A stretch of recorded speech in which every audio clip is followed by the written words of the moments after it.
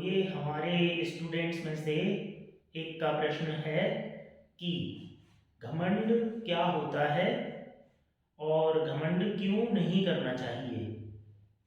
और ये कहते हैं कि घमंड करने से इंसान का विनाश हो जाता है और इससे लाइफ में सक्सेस नहीं मिलती। और इसके पीछे क्या रीज़न है? तो इसके पीछे जो रीज़न है, क्या वो रिलीजियस रीज़न है या फिर ये नेचुरल है? तो क्या कारण है कि घमंड विनाश का कारण बनता है? That is the question, right. देखो, एक तो होता है गर्व और एक होता है घमंड।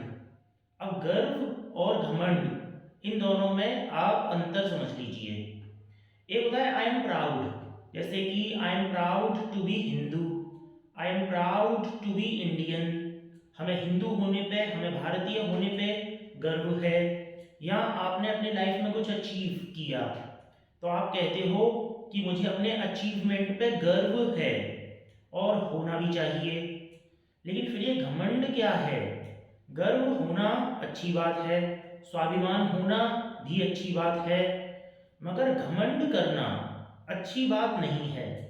घमंड मतलब आपने कुछ अचीव किया, या आप किसी खेल में या पैसे के मामले में किसी से बेहतर हो गए, और सुंदरता के मामले में भी हो सकते हैं, और आपको घमंड आ गया, राइट। तो आप दूसरे को उस घमंड के तहत नीचा दिखाने की कोशिश करते हो। That is bad. ओके, तो क्या होता है इससे? नुकसान या विनाश कैसे होता है? तो वो ऐसे होता है, जब भी आप घमंड करते हो तो आप दुष्कर्म का बीज बो देते हो, और फिर पूरी कॉस्मिक एनर्जी, ईश्वरीय शक्ति, डिवाइन पावर आपके खिलाफ लग जाती है।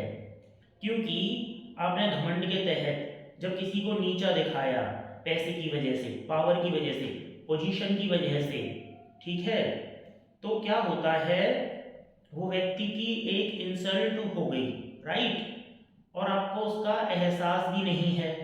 और जब फ्यूचर में आपके साथ कुछ बुरा होता है, फिर आप ये कहते हो कि मैंने क्या गलत किया, हे भगवान मेरे साथ ये सब क्यों हो रहा है, राइट। और आप पूजा भक्ति भी करते हो दूसरी तरफ, तब आप कहते हो मैं पूजा करता हूँ, भक्ति करता हूँ, फिर भी मेरे साथ ये गलत क्यों हुआ।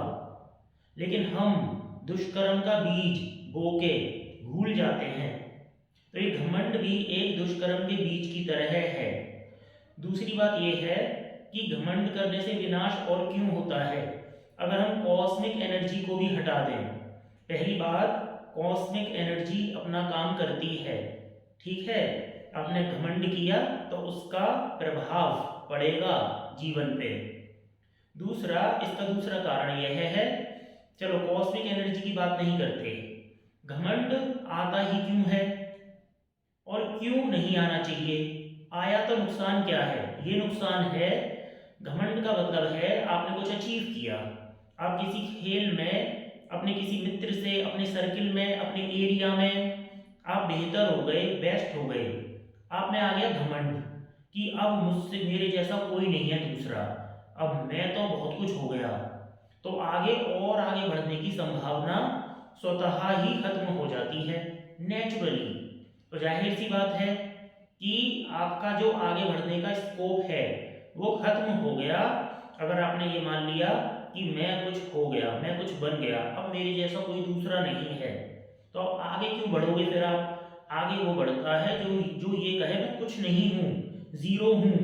भले आप हो कुछ भी, फिर भी you should say this to yourself कि मैं जीरो हूँ, अभी मैंने कुछ नहीं किया और मुझे बहुत कुछ करना है। घमंड तो उनको भी शोभा नहीं देता जो कुछ हैं।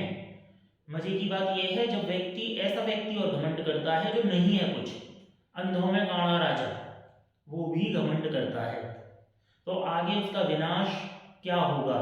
उसकी तो कह सकते हैं कि प्रोग्रेस ही नहीं होगी घमंड की वजह से।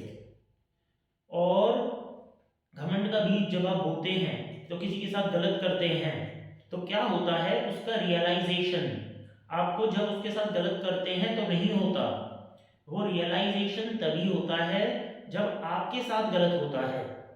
तो कॉस्मिक एनर्जी, कुदरत का कानून काम करता है। फिर जब आपका वक्त वैसा ही आता है खराब और आपकी खुद की इंसल्ट होती है, तब आपको पता चलता है। वो भी एक बुद्धिमान व्यक्ति को पता चल जाता है, बुद्धिहीन को तो मरते तक पता नहीं चलता कि उसके साथ ये सब क्यों हो रहा है और क्या हो रहा है। तो इसीलिए अपने ऊपर गर्व करो, घमंड ना करो। हाँ, कई बार जब आप किसी से तुलना करते हो, तब इसका मतलब यह नहीं कि आप किसी से बेहतर ना बनो, किसी से नहीं, आप सबसे बेहतर बनो, दुनिया में नंबर 1 बनो, बट घमंड नहीं, तुलना करो। You should compare, you should emulate, you should not go for this घमंड, राइट। तो तुलना आपको बेहतर बनाती है, लेकिन घमंड आपको नष्ट कर देता है।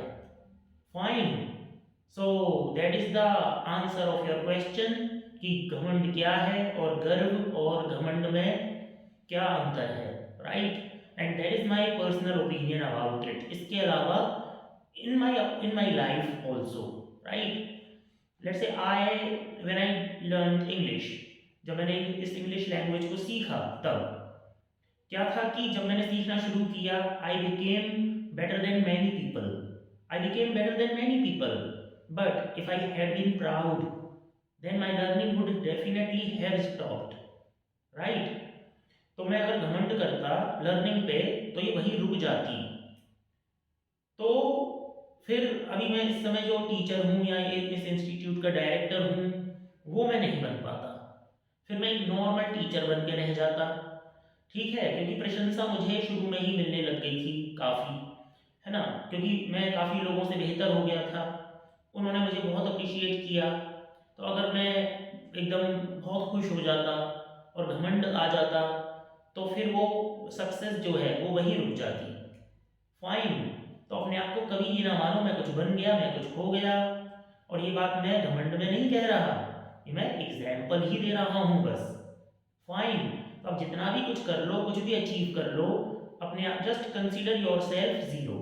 फाइन, तो ये अंतर है घमंड एंड गर्व में।